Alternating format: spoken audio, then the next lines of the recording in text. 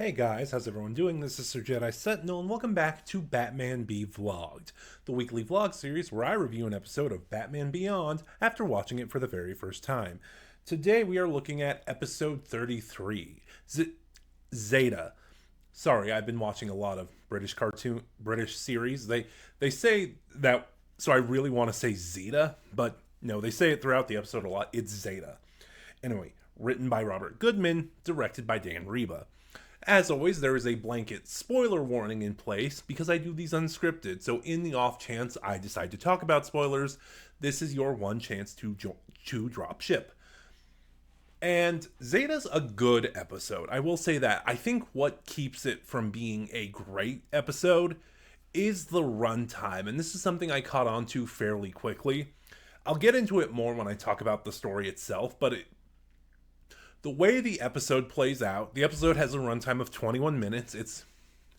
It feels more like it's hitting plot beats, story beats, because the plot demands they do, rather than the story progressing naturally, if that makes sense, rather than sort of say characters developing and the plot developing with them over the course of this story.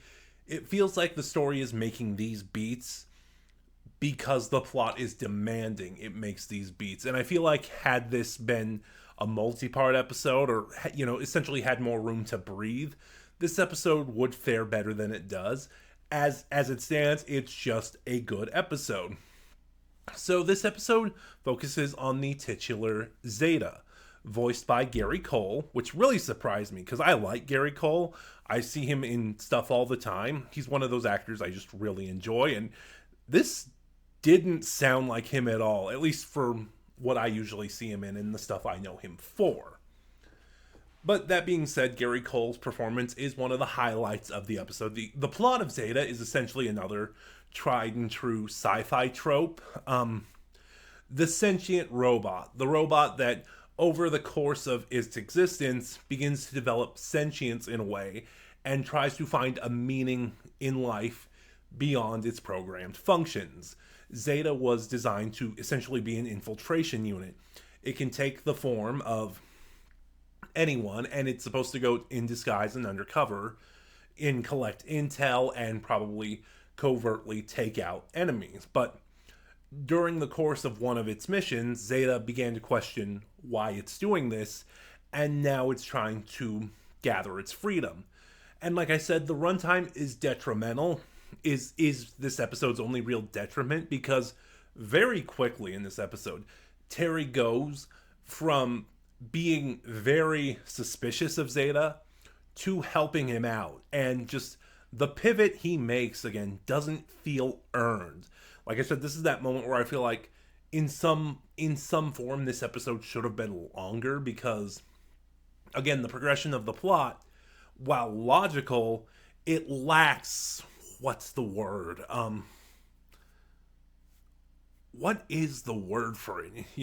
While the progression of the plot is logical, it lacks, I don't want to say realism, because it's a comic book show. It's gonna lack realism.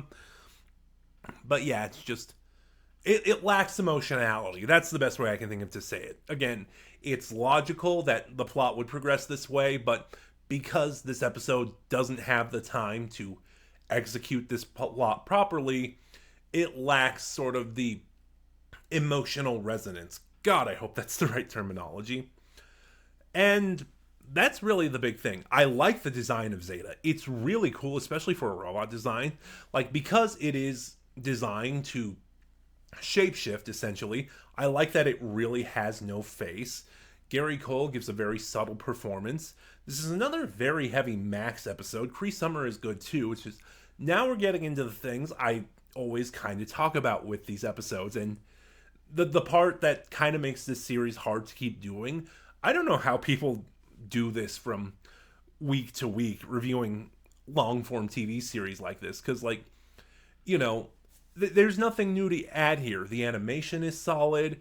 Will Friedle gives a good performance. Cree Summer gives a good performance. I don't have a lot to comment on unless something different happens, different good, different bad.